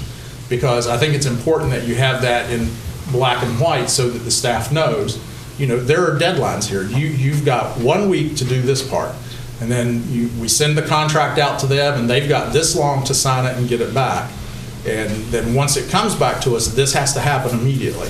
So I think that just needs to be laid out, because there's nothing worse than like contracts coming back and then they lay on someone's desk and then no one really takes care of it. And we should be making sure there's a deposit, but no one made sure there was a deposit. So I don't believe in allowing that kind of stuff to happen. We have to have policies that, okay, we got the contract, did we get their insurance certificate, did we get their, you know, and there'll be checklists for the staff to use to make sure that all that happens when it's supposed to. Good job. Okay. Is there a motion to approve the additional policies for the Maxwell Center as recommended by the director? So moved. We have a motion on the floor. Any more discussion? Just one question, James. Obviously, a lot of information you try to comprehend in just a few minutes. Right. So we'll have to take your word based on your knowledge of past experience.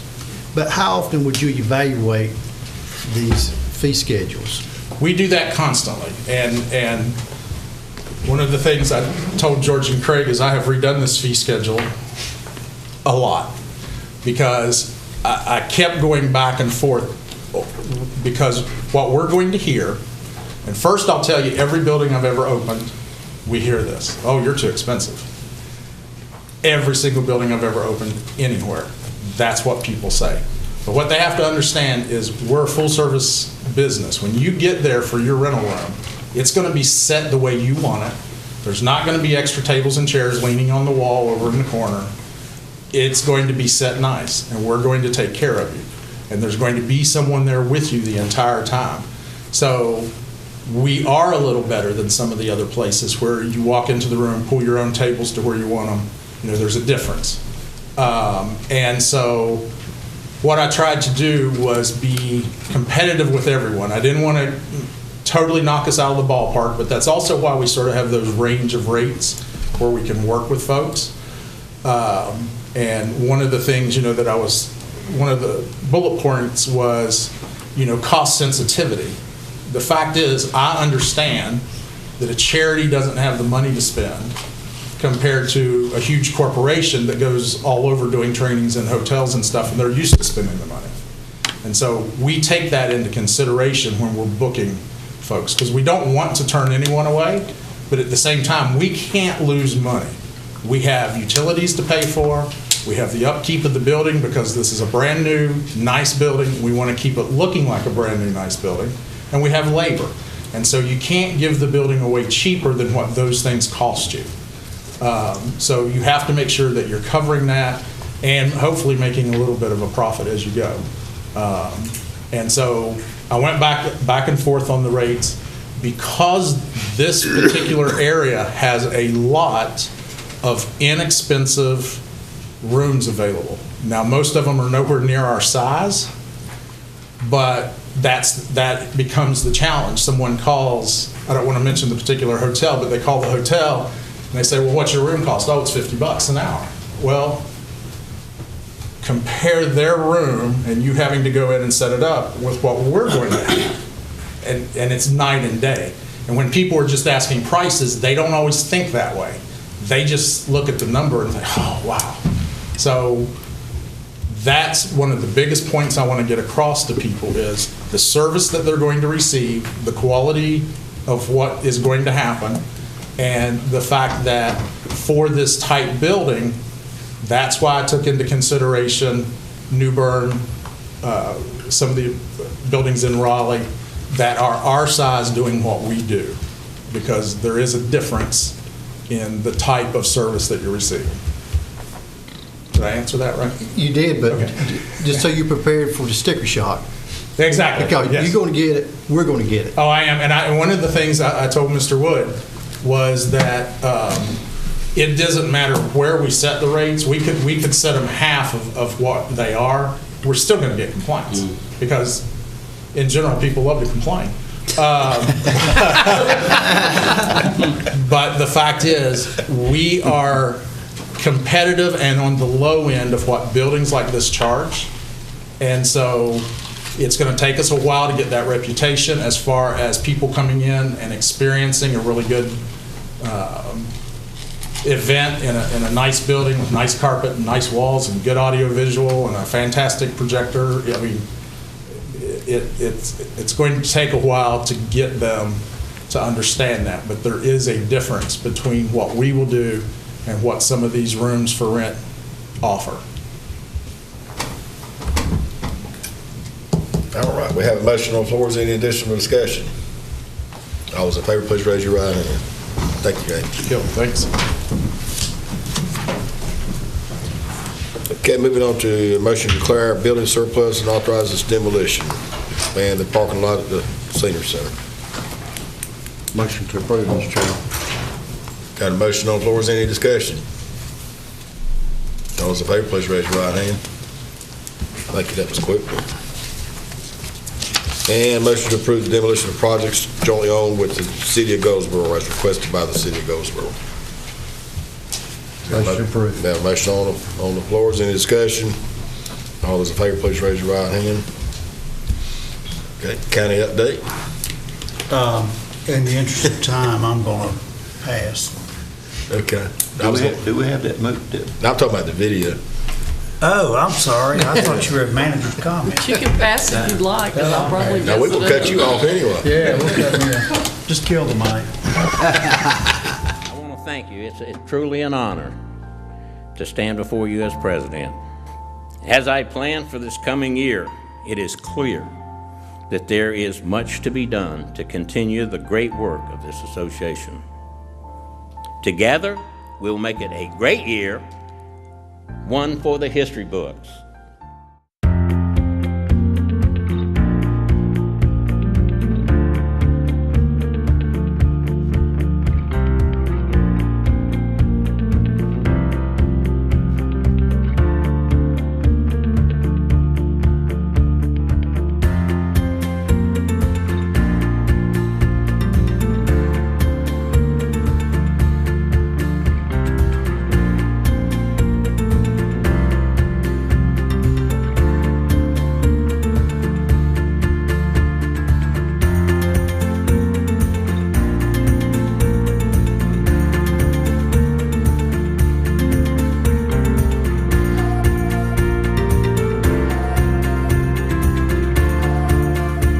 You know, as I said before, my goal as president is to make this a very eventful year, and I believe we're off to a good start.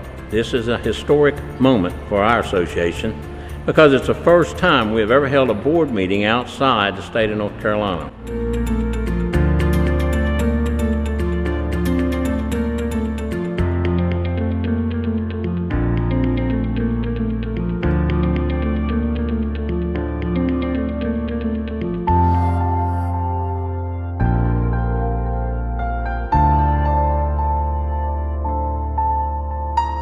We are actually thinking together as one state, as 100 counties, working together from across, from east to west, from the mountains to the sea. And I think it's important that we've given our lobbying staff a clear direction of where we want to go and what we want them to relay to the General Assembly, because that's what they do for us, is talk to the General Assembly members.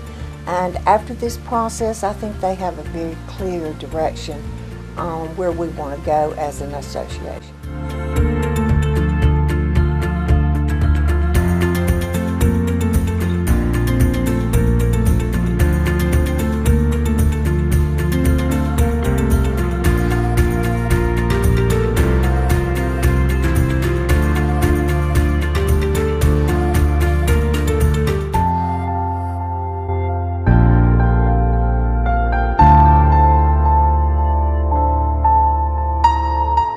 At approximately 10:15 p.m. on Thursday, March 16th, fire broke out at a construction site adjacent to the North Carolina Association of County Commissioners offices located in the Albert Coates Local Government Center and the Quorum Center in Wake County.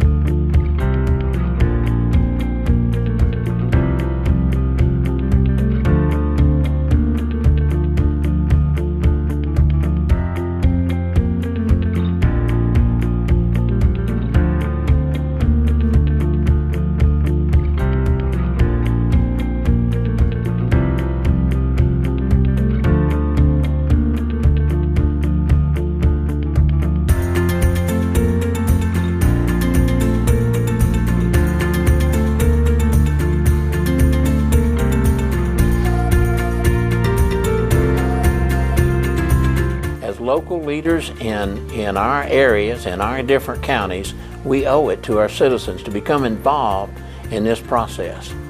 And we as an association here, and I as the president, have initiated a forum, a leadership forum, that we're going to take to each one of the counties.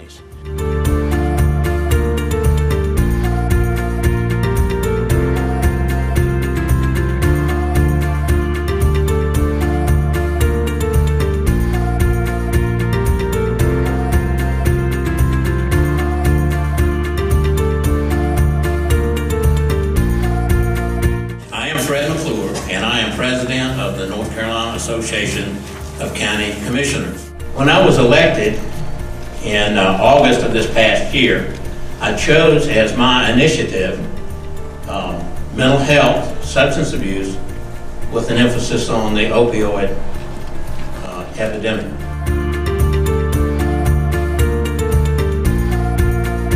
The state legislature adjourned its 2017 session in the early morning hours of Friday, June the 30th, but with plans to return sooner than is typical. Normally, they wouldn't come back until next spring for a short session.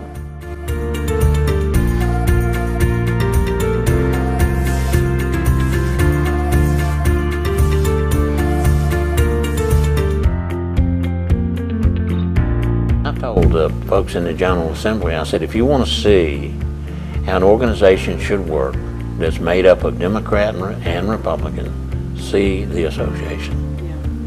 because we do that job, and we do it very well, and we do it every time we meet.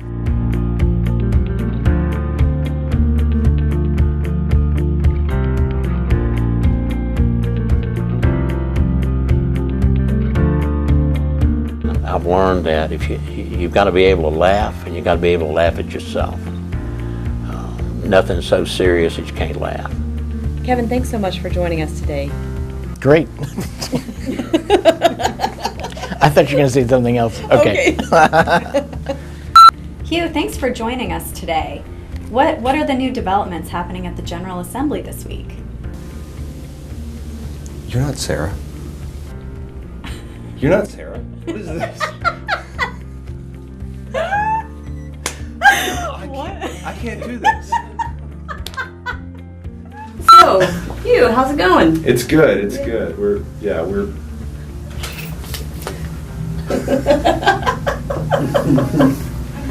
Hey, Stan. What are you doing out there? It's kind of cold, isn't it? You want to come back?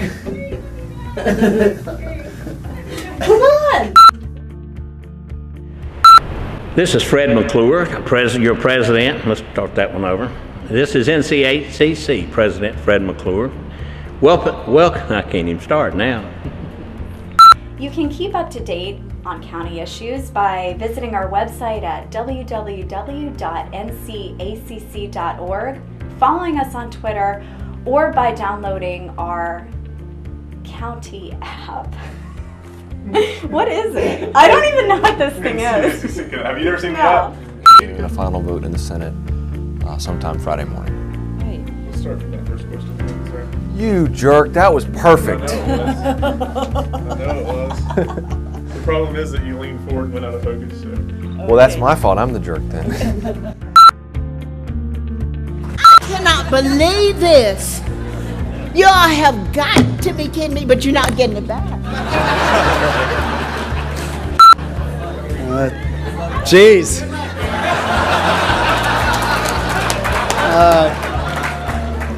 Between you and Noah, it's pretty slim pickings up here.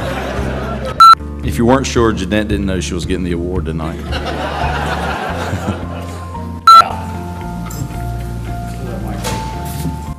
That's about the brightest light I believe I have ever seen in my entire life. All right, we got that right. No, that was practice.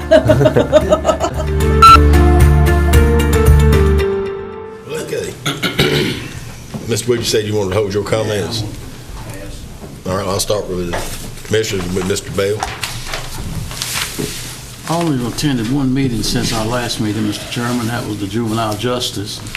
And all the other time, I'm going to yield to Commissioner Doherty.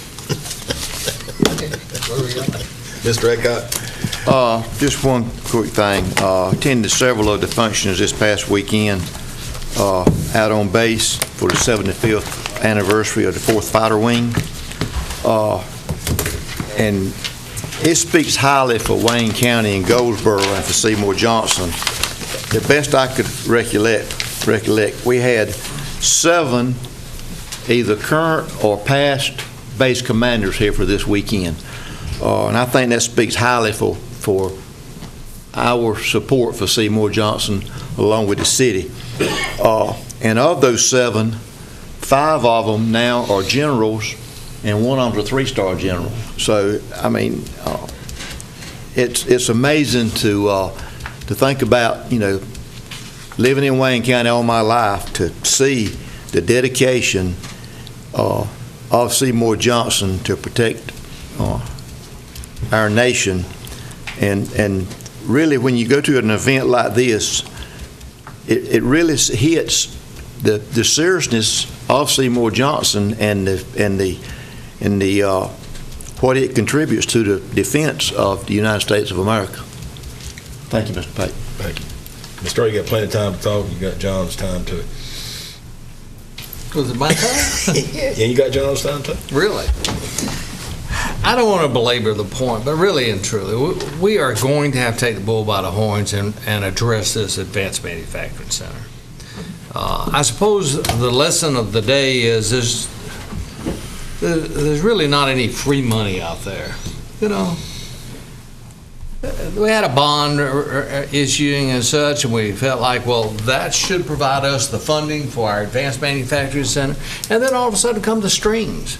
And the strings almost make it where it's not worth it. It's not worth it.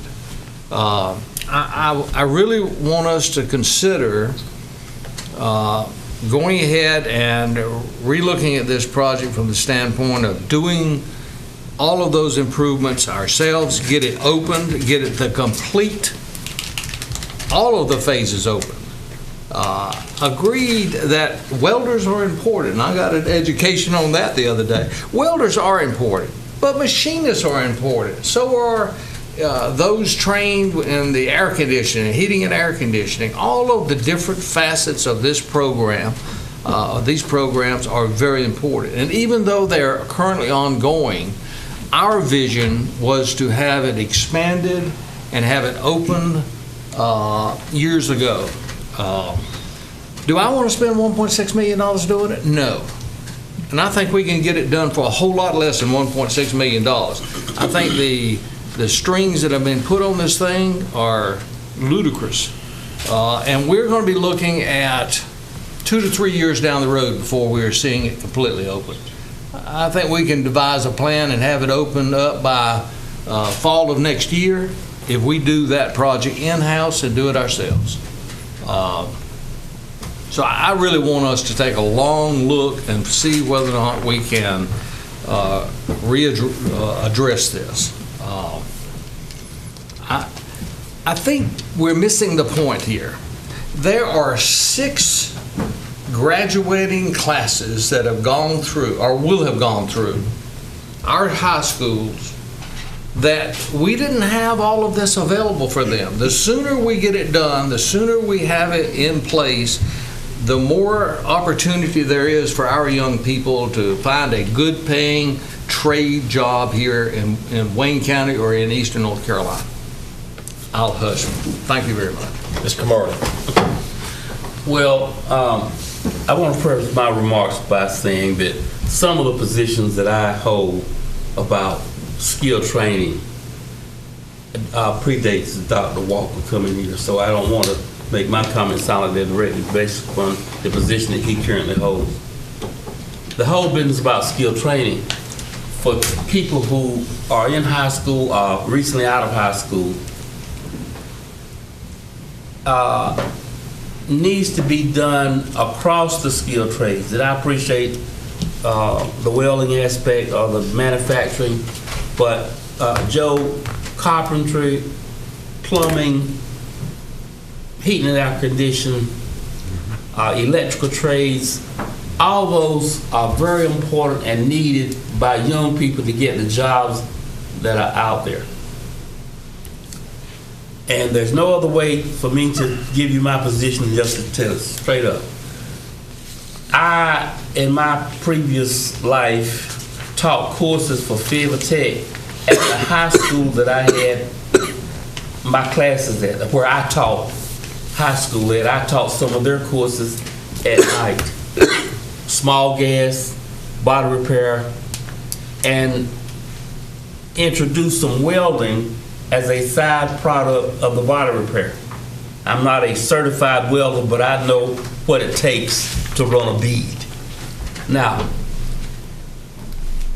if we are 20, if this building is a 2019 finished product, then Joe added up some time that the students have already missed, so we're adding some more time. I'm not against that building that we first heard about on a trip from out in the western part of North Carolina on a van in 2013. I remember specifically when that first conversation, I first heard it, and it sounded like it would be ready almost immediately. And then all of a sudden it takes a lot more renovation to be able to get it done. I just feel like that for the educational advantages of the students that we, young people that we have right now, and I can appreciate the president saying that you can't compare what they have with anything that's out there in the schools now, but you have copper, you have welding 101 welding, 102 welding, 103. It just does. You don't go to that finished, perfect, certified welder that can weld a ship at Norfolk. You got to start back here somewhere.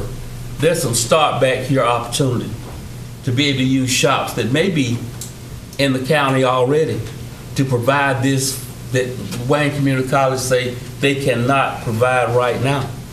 Because he said they're still currently teaching welding. He said they're currently teaching manufacturing. I don't want us to keep putting stuff off that we may be able to satisfy in the environment that we have. This is for a long discussion and not to preempt what the school system wants, what the community college wants. But we need to take advantage of, we probably might need to take a look and ask questions about what shop opportunities may be already available somewhere in the county that some of this training may take place. One other comment about where I've been over the last week. Had an opportunity to go to the legislative update. And I think out of all the conversations that I heard, I believe the one on redistricting of the districts, the new districts probably got the most attention. One of the senators there had some maps that showed the new districts. But a comment was made by one of the delegation that the new maps could just as easily been done by giving it to some children and let them draw them and throw them up in the air and go pick one. Well, that was a good observation, but there is a gerrymandering portion to those maps that have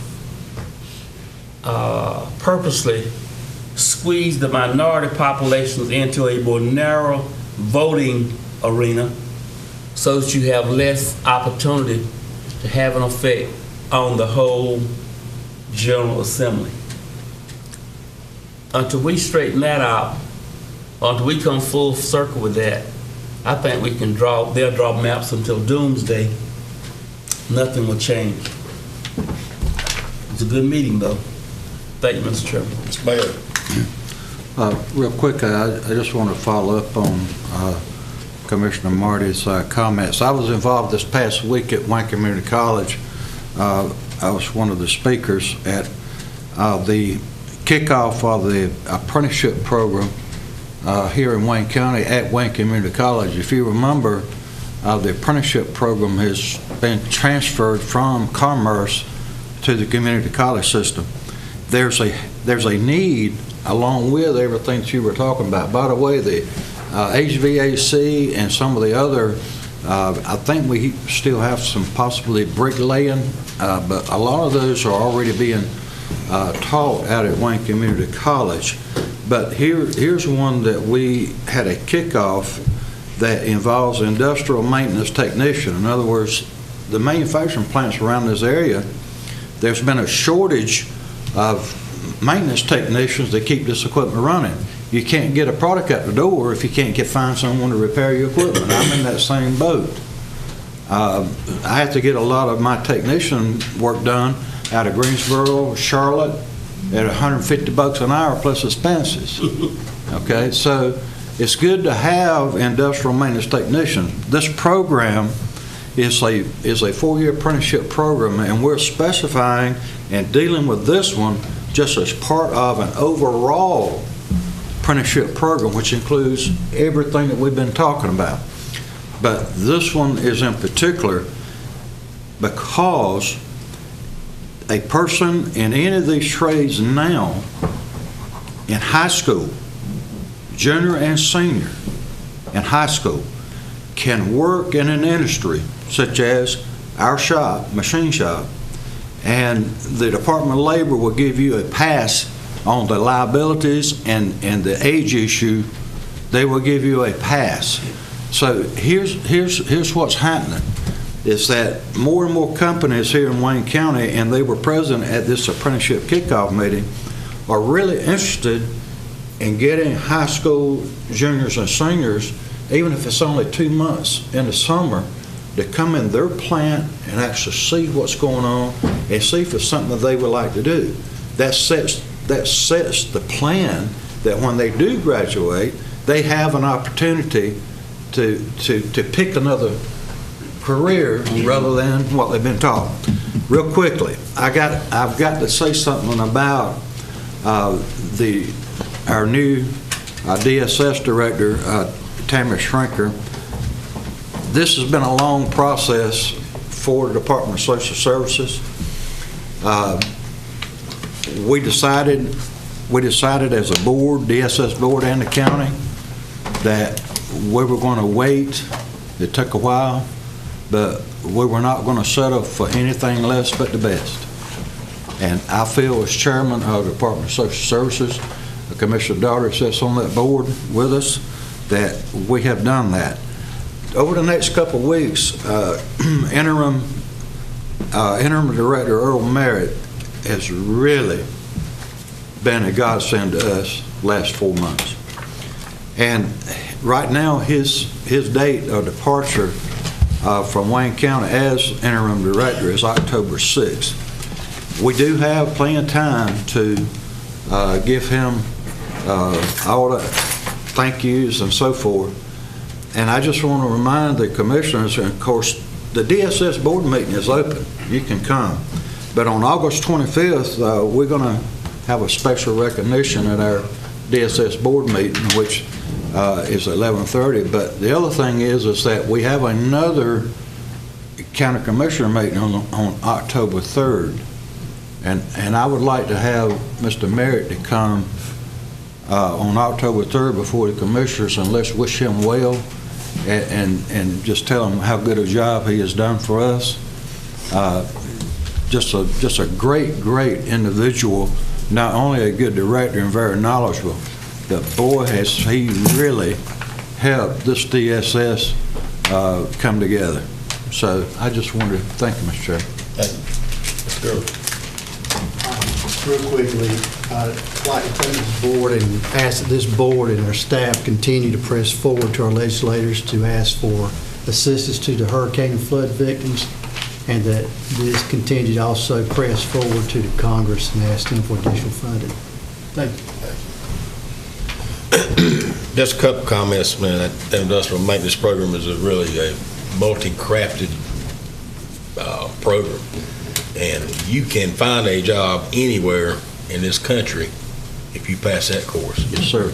You sure can. But the reason there is not that many, it's tough. It is, but it pays good money. You compare that to a bachelor's degree coming out of college, they'll triple the money easily. Yep. Just saying. We didn't get an invitation because there were a few problems, logistic problems out on base, but the MIA POW ceremony was held last Thursday, and had not been for Bill Graham and the Patriots Coalition, I wouldn't have known about it, but I did have the opportunity to go. And it's always a very special ceremony, especially at the end when the pilots come over with the missing man formation. It just always gets me right there. And then I had the opportunity to speak the following day before all those generals, and man, it was hot sitting up there too. And was you going to say something, John? Yes, I was. You gonna follow me? Okay. Yeah. Maybe finish up. I'm on my screw anyway. But really the highlight of the day for me, as much as fun as that was doing that, was getting on the F-15 simulator. I know Craig and Wayne both had the opportunity to do that.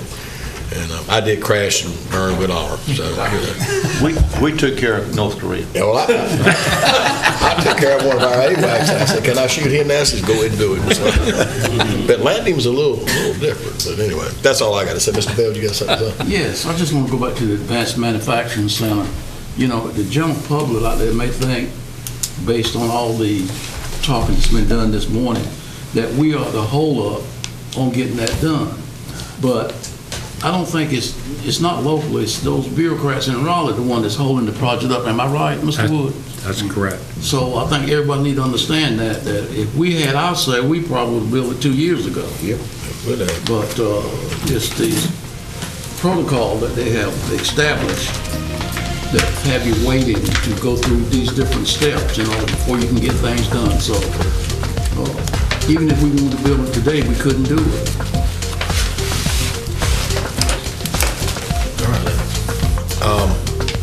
We do have time to go back to closed session. Yes, that's right. So, Motion. yes, I do. For the same things we went in this morning. You made a motion? Yes. You got a motion before we go back to closed session?